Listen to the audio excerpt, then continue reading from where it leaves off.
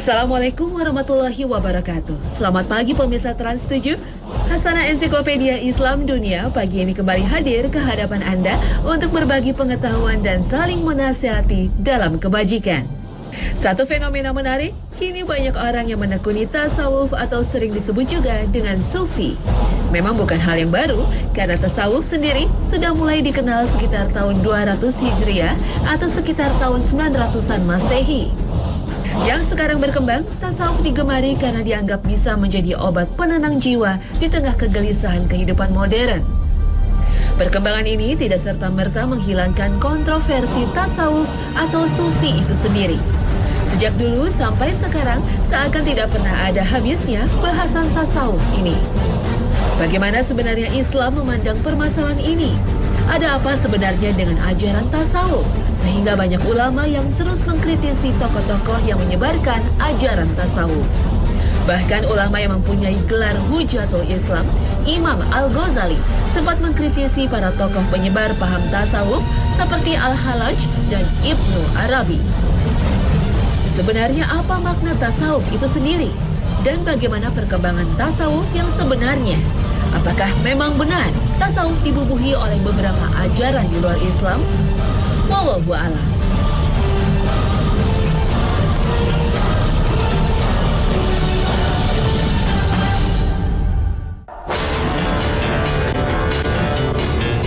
Mari kita pelajari dulu tasawuf secara etimologi atau asal-usul kata lebih dulu. Istilah tasawuf tentu sangat dikenal di kalangan kita. Terlebih di kalangan masyarakat awam, istilah ini sangat diagungkan dan selalu diidentikan dengan kewalian, kezuhudan, dan kesucian jiwa. Bahkan ada seseorang yang beranggapan bahwa seseorang tidak akan mencapai derajat takwa jika tidak melalui jalan tasawuf. Pendapat ini diperkuat dengan melihat penampilan lahir yang selalu ditampakkan oleh orang-orang yang mengaku ahli tasawuf. Berupa pakaian lusuh dan usang, biji-bijian tasbih yang selalu ada di tangan, dan bibir yang selalu bergerak mengucapkan kalimat-kalimat zikir. Pada akhirnya, semua orang menambah yakin bahwa orang tersebut sudah mencapai derajat takwa yang tinggi. Secara garis besar, para ulama bahasa membagi makna tasawuf kepada dua makna, yaitu dari segi bahasa dan istilah. Pendapat pertama mengatakan bahwa kata sufi berasal dari bahasa Yunani, yaitu sufia, yang artinya hikmah. Pendapat kedua mengatakan bahwa kata ini merupakan penisbatan kepada pakaian dari kain su, kain wol, dan pendapat ini lebih sesuai, karena pakaian wol di zaman dulu selalu diidentikan dengan sifat zuhud. Ada juga yang mengatakan bahwa memakai pakaian wol yang dimaksudkan untuk bertasyabnuh menyerupai Nabi Isa Al-Masih. Syekhul Islam berkata, ada perbedaan pendapat dalam penisbatan kata tasawuf. Kata tasawuf termasuk nama yang menunjukkan penisbatan, seperti kata Al-Quraisy yang artinya penisbatan kepada suku Quraisy dan kata Al-Madani artinya penisbatan kepada kota Madinah. Pendapat ketiga mengatakan bahwa kalimat tasawuf nisbat kepada Ahlus Sufah. As-Sufah adalah semacam teras yang bersambung dengan masjid Nabi Rasulullah SAW yang dulu dijadikan tempat tinggal sementara oleh beberapa orang sahabat muhajirin ketika berada di kota Madinah. Di Sufah pula, para sahabat yang tidak memiliki tempat tinggal biasanya menetap sementara. Pendapat keempat mengatakan kalimat tasawuf nisbat kepada saf barisan yang terdepan di hadapan Allah Subhanahu wa Ta'ala, atau barisan terdepan dalam sholat. Pendapat kelima mengatakan bahwa kalimat tasawuf berasal dari kalimat safa yang mempunyai arti orang-orang yang telah mensucikan diri. Tasawuf adalah istilah yang sama sekali tidak dikenal di zaman para sahabat radhiyallahu anhum. Bahkan tidak dikenal di zaman 3 generasi yang utama, yaitu generasi sahabat, tabi'in, dan tabi'ut tabi'in. Istilah ini baru muncul sesudah zaman 3 generasi tersebut. Ilmu tasawuf menurut Ibnu Khaldun merupakan ilmu yang lahir kemudian dalam Islam. Karena sejak zaman Rasulullah SAW, masa awal para sahabat dan tabi'in, serta generasi berikutnya memilih jalan hidupnya hanya berpegang kepada Al-Quran dan sunnah Nabi Muhammad SAW dalam hidupnya. Mereka suka berzikir sesuai dengan apa yang Rasulullah SAW ajarkan. Mereka beribadah kepada Allah tanpa juga melupakan kehidupan dunia.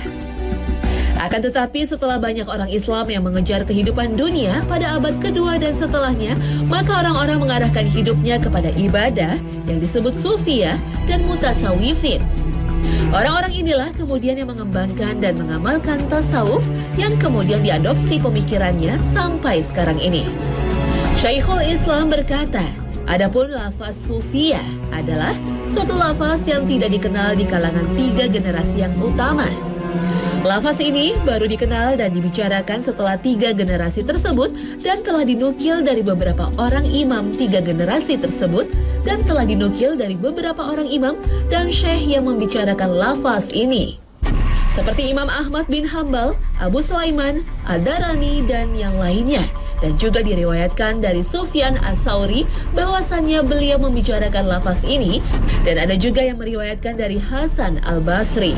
Pernyataan ulama dari kalangan tabi'in ini bisa dijadikan acuan bagi kita. Memang benar tidak ada istilah tasawuf atau sufi pada zaman Rasulullah SAW.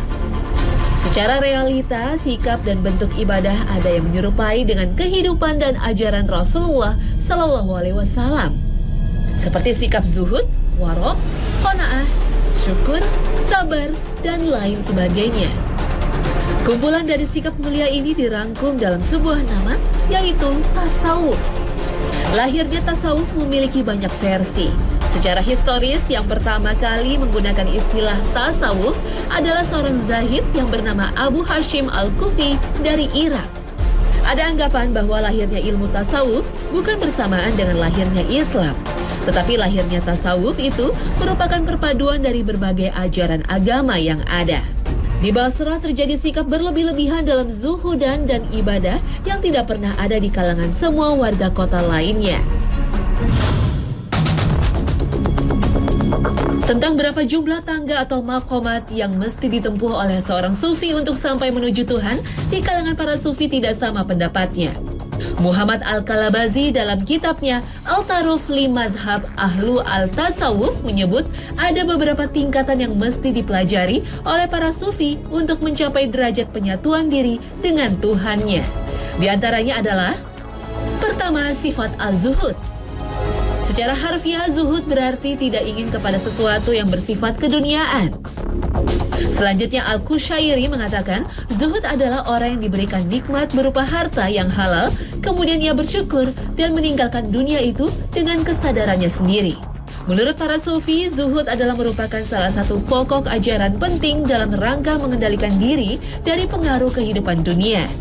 Orang yang zuhud lebih mengutamakan kehidupan akhirat daripada kehidupan duniawi semata, karena kehidupan dunia tidak akan kekal.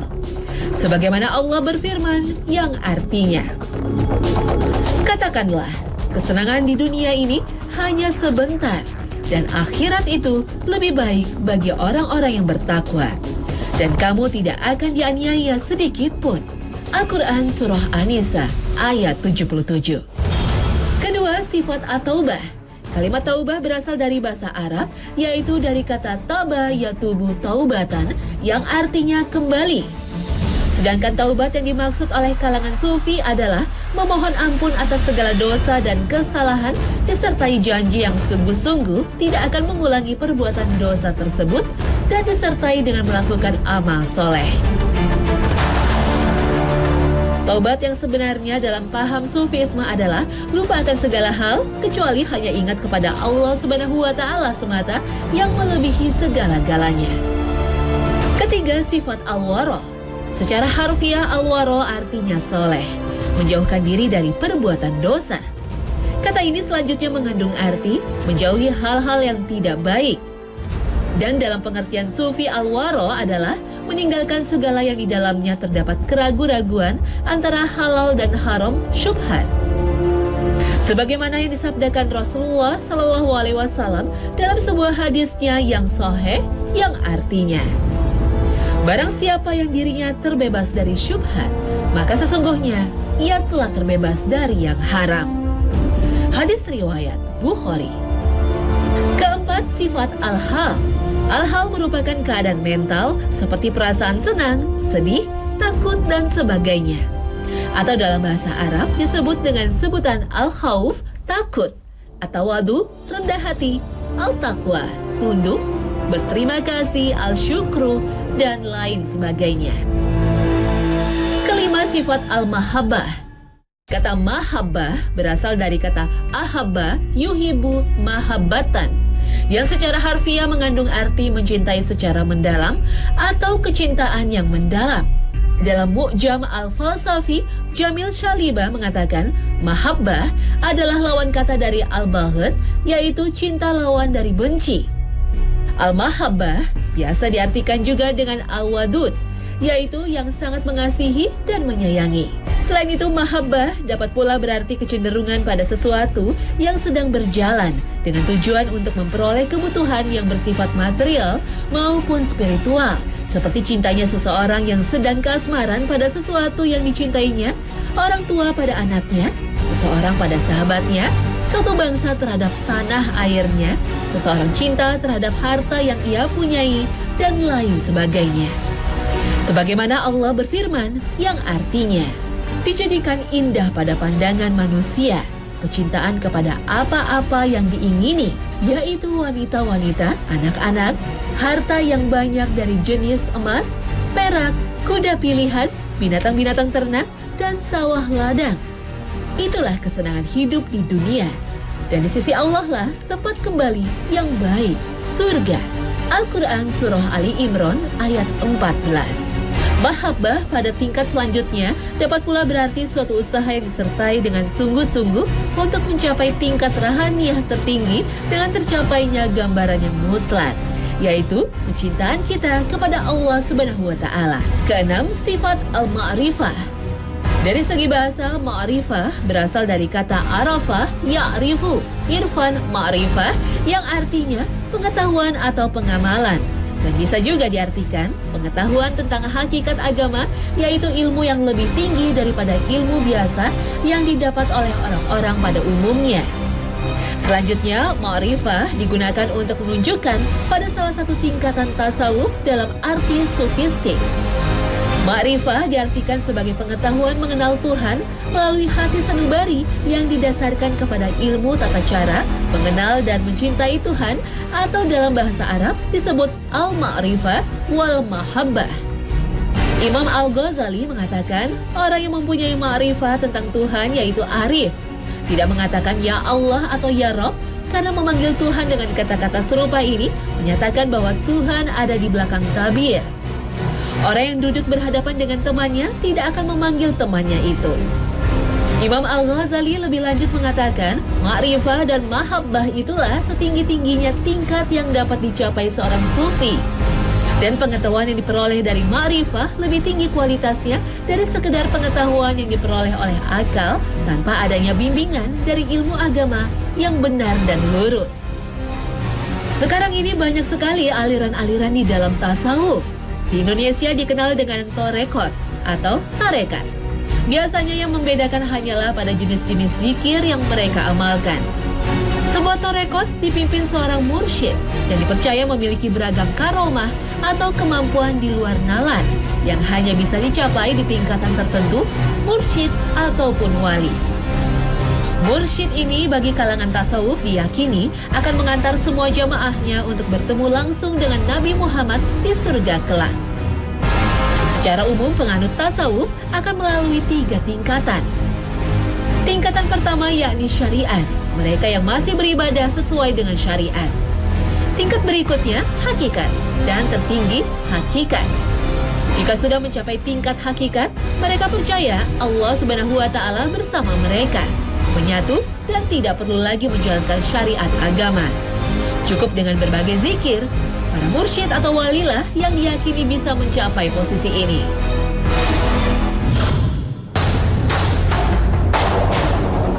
Meski tasawuf dasarnya agama Islam, namun dalam beberapa praktek ibadah, mereka juga mengadopsi dari tradisi dan ajaran-ajaran lain.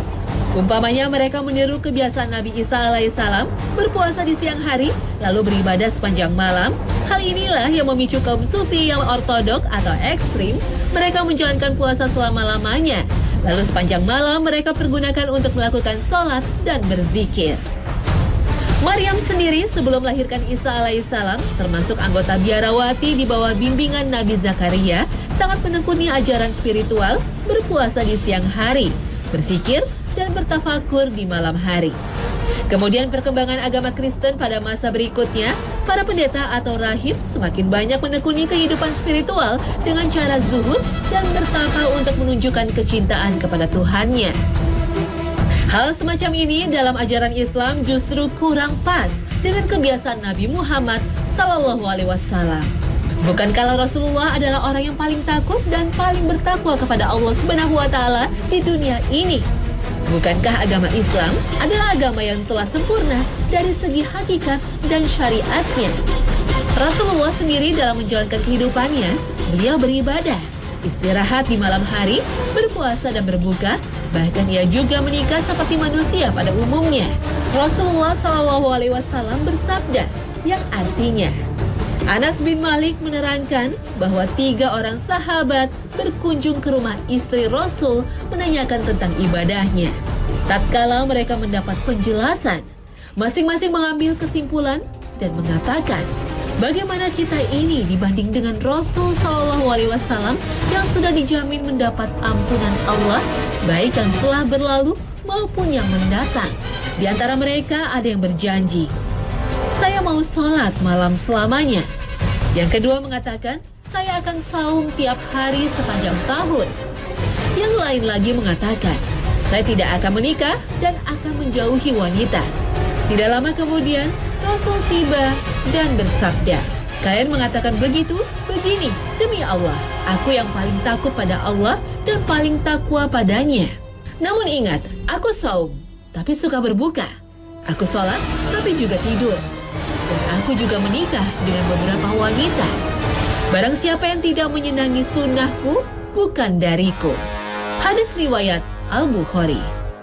Kaum tasawuf juga terpengaruh sebagian ajaran Hindu-Buddha yang sangat menonjol dalam tata cara pelaksanaan tasawuf oleh aliran tasawuf Irfani misalnya. Abu Yazid Al-Bustani dengan ajaran Ittihadnya, Al-Halaj dengan ajaran Hululnya, dan Ibnu Arabi dengan ajaran Wihdatul Wujudnya. Hulul adalah menitisnya Allah Subhanahu wa Ta'ala ke dalam diri manusia, dan Wahdatul Wujud yaitu bersatunya wujud Allah Subhanahu wa Ta'ala dengan jiwa manusia. Ajaran Hindu mendorong manusia agar menyatukan jiwanya dengan dewa yang disebut penyatuan Atman dengan Brahman, yang sama dengan Ittihad, Hulul, dan Wahdatul Wujud dalam tasawuf. Sedangkan ajaran Buddha mendorong untuk mencapai nirwana dengan cara meninggalkan kehidupan dunia atau berkontemplasi bersemedi untuk meniadakan dirinya.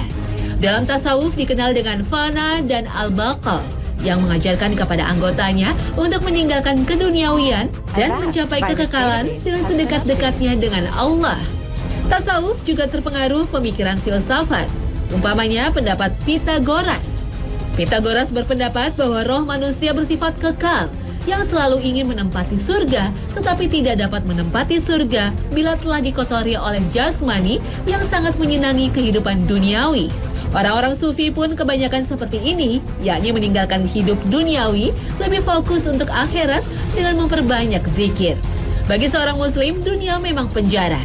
Kita wajib untuk berlatih mengendalikan dunia, sebagaimana sabda Rasulullah SAW yang artinya, dunia merupakan penjara bagi orang yang beriman dan surga bagi orang kafir.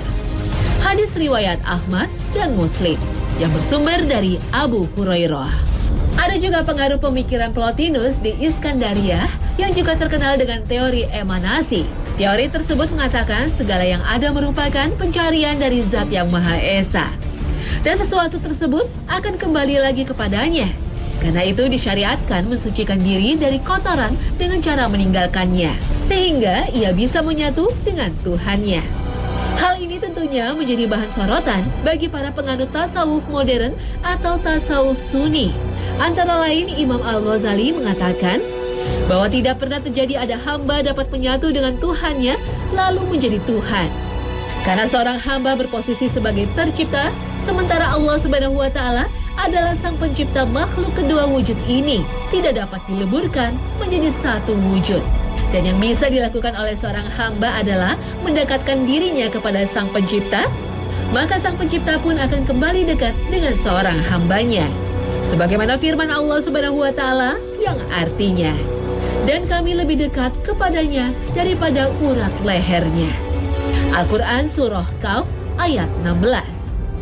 Dan kami lebih dekat dengannya daripada kamu. Al-Quran Surah Al-Waqi'ah ayat 85. Apakah ayat ini menunjukkan bahwa Allah Subhanahu wa Ta'ala menyatu dengan diri manusia sebagaimana yang dipahami oleh Ibnu Arabi dan Al-Hallaj? Tentu bukan. Menurut Imam Ibnu Katsir, makna ayat-ayat ini menyebutkan bahwa kedekatan dalam dua ayat di atas tidaklah bermakna bahwa Allah Subhanahu wa Ta'ala menyatu dengan hambanya al-hulul atau wahdatul wujud. Ini adalah akidah yang salah. Makna kedekatan dalam dua ayat tersebut adalah kedekatan malaikat terhadap manusia. Rinciannya adalah sebagai berikut. Pada ayat pertama surah Kahf, ayat 16, sifat dekat dibatasi pengertiannya dengan menunjukkan ayat tersebut. Selengkapnya, ayat di atas berbunyi, dan sesungguhnya kami telah menciptakan manusia dan mengetahui apa yang dibisikkan oleh hatinya. Dan kami lebih dekat kepadanya daripada urat lehernya. Yaitu ketika dua orang malaikat mencatat amal perbuatannya. Yang satu duduk di sebelah kanan dan yang lain duduk di sebelah kiri.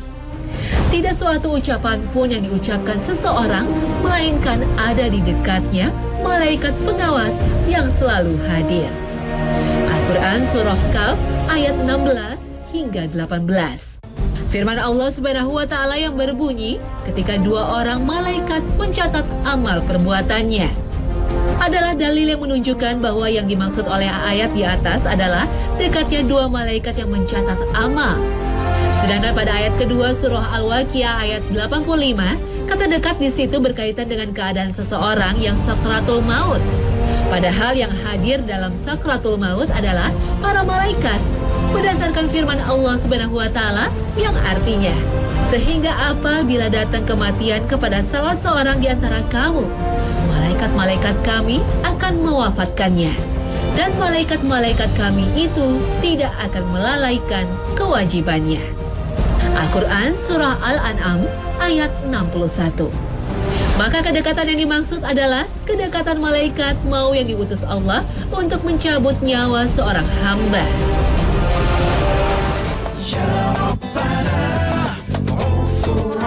Nah pemirsa, inilah akhir kebersamaan kita dalam Hasanah pagi ini.